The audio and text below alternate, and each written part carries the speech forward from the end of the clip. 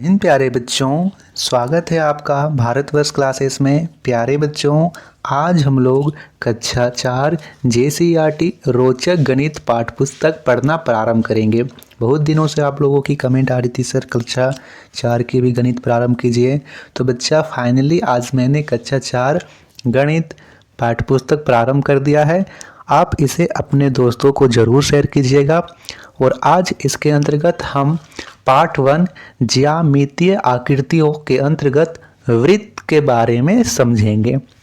ठीक है बच्चा, तो आप लोग पेन कॉपी निकाल लीजिए, इसे नोट कीजिएगा और एक बार इसे अपने से पढ़िएगा भी। ठीक है बच्चा, तो सबसे पहले हम समझ लेते हैं कि वृत्त क्या होता है। एकदम आसान भाषा में समझाया जाएगा बच्चा, कोई भी चीज़ रटाया नहीं जाएगा, एकदम खेल खेल में हम लोग गणित को सीख जाएंगे। तो बच्चा, आप लोगों ने बचपन में एक खेल खेला है जिसमें हम गोल घेरा बनाकर खेलते हैं, जिसमें से एक बच्चा रुमाल लेके जाता है और बोलता है बॉम्बे से चिट्ठी आई रास्ते में गिर गई, किसी ने देखा है। क्या आपने ऐसा खेल खेला है? या फिर आपने लट्टू घुमाने में गोल घेरा वाला खेल खेला है, जिसमें से लट्टू को बीच में रखकर फिर उसे घुमाया जाता है और लट्टू को लट्टू से ही घुमाकर निकाला जाता है। क्या आपने इस प्रकार के खेल को खेला है? तो बच्चों, इस प्रकार के खेल में हमें एक आकृति बनानी पड़ती है। वह आकृति कुछ इस प्रकार की होती है ना। Very good. तो इस प्रकार की आकृति को हम लोग वृत्त कहते हैं बच्चा। अब आप इस प्रकार की आकृति कहाँ कहाँ देखते हो? आपने अपने साइकिल के पहिए में, अपनी माँ की चूड़ी में, या फिर अपने थाली में, अपनी बोतल की ढक्कन में, बिंदी में, सिक्के के किनारों में इस तरह के आकृति को देखा होगा। तो इसे हम लोग कहते हैं वृत्त। क्या कहते हैं बच्चा? वृत्त।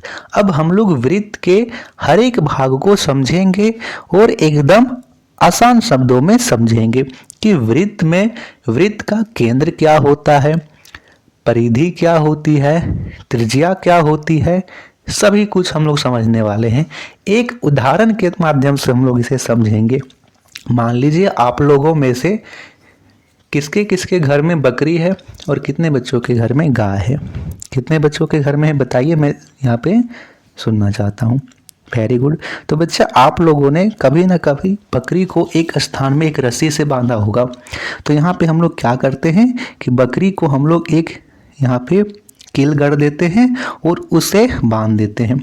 अब क्या होगा, बकरी को यदि चरना है तो वह उसी कील के यहाँ तक जाएगी, अंतिम छोर तक, और उसी के चारों तरफ ऐसे ऐसे घूमेगी। ऐसे घूमती है। क्या वह इससे बाहर जा सकती है? नहीं जा सकती है। क्यों नहीं जा सकती है?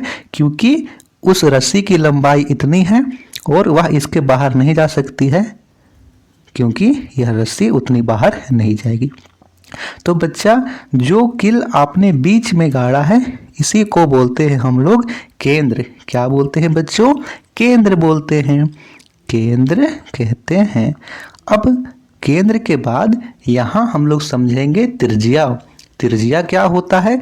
तो बच्चों, यहाँ केंद्र से लेकर जहाँ तक बकरी अंतिम तक जा सकती है उसे बोलते हैं हम लोग त्रिज्या। क्या बोलते हैं बच्चा? त्रिज्या कहते हैं। Very good. और तीसरी बात आप लोग समझिए, परिधि। परिधि क्या कहलाती है? तो बच्चा, परिधि यानी बकरी जितना घेरा में चारों तरफ चर सकती है, इतना पूरा घूम करके, उसे हम लोग कहते हैं परिधि। क्या कहते हैं? परिधि कहते हैं। समझ में आई बात? क्या मैंने कहा कि जो बीच में होता है उसे केंद्र बोलते हैं।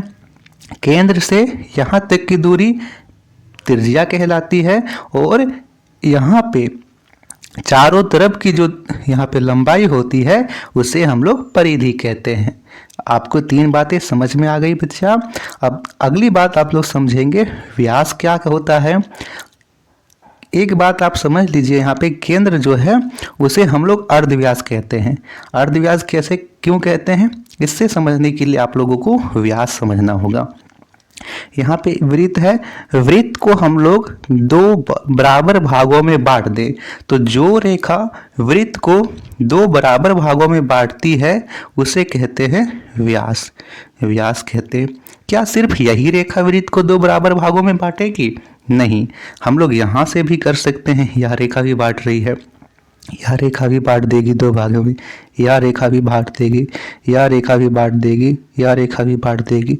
तो जो रेखा वृत्त को बराबर भागों में बांटे उसे व्यास कहते हैं। अब इसी से आप समझिएगा अर्धव्यास। यहाँ से तो यहाँ तक पूरा हो गया व्यास।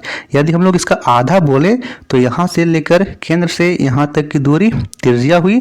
त्रिज्या को हम लोग अर्धव्यास भी कहते हैं, यानी आधा व्यास। अर्धव्यास त्रिज्या को ही कहते हैं। तो यही था बच्चा आपको वृत्त के बारे में जानना। अब आप लोगों को एक क्रियाकलाप करना है जो कि आपको एक पेपर में करना है। आपको क्या करना है? आपको एक चौकोर आकार के पेपर को ले लेना है और चूड़ी की मदद से आपको एकदम गोल ऐसे करके एकदम गोल आकार में आपको काट लेना है। अब इस गोल आकार के काटे हुए कागज को आपको पहले इस प्रकार मोड़ लेना है, यानी यहाँ से लेकर के आप लोग यहाँ पर मोड़ दीजिए। ऐसे दो भाग में से मोड़ देना है। फिर जो आएगा उसको एकदम ऐसे मोड़ दीजिए, यानी मोड़ने पर आपको कुछ इस प्रकार से प्राप्त होगा, यानी एक कोना, यानी आपको इस प्रकार से प्राप्त होगा। अब आप इस कागज को पूरा खोलिए। खोलने पर आप देखिएगा कि यह वृत्त बना है और वृत्त के चारों तरफ ऐसे करके ऐसे लाइन है। ठीक है। अब इसमें आपको बताना है कि इसे हम लोग इसमें कौन कौन सी त्रिज्या है, कौन कौन सा व्यास है और किसे हम लोग परिधि कहेंगे। आप लोगों को ये चीज़ें कमेंट करनी है। तो आशा करता हूँ बच्चों कि आपको वृत्त समझ में आया होगा, आपको वृत्त से संबंधित सभी डाउट्स, सभी फैक्ट्स क्लियर हुए होंगे। धन्यवाद बच्चा। नेक्स्ट वीडियो में हम लोग करेंगे पार्ट 2 संख्याएं, जिसमें हम लोग सभी प्रकार की संख्याओं को देखेंगे। छोटी संख्याएं, बड़ी संख्याएं, घटते क्रम में कैसे लिखेंगे, बढ़ते क्रम में कैसे लिखेंगे, प्रसारित रूप।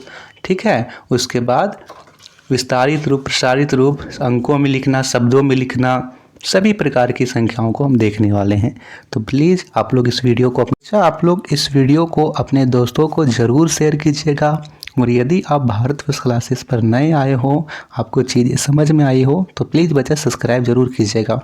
इसके अलावा मैंने आपको कक्षा 4 के हिंदी, इंग्लिश के विषयों को मैंने समाप्त किया, यानी उसके सभी प्रश्न उत्तर, सभी नोट्स मैंने वीडियो प्रोवाइड कर दी है। आप लोग उसे प्लेलिस्ट से चेक कर सकते हो। धन्यवाद बच्चा। मिलते हैं हम लोग नेक्स्ट वीडियो में।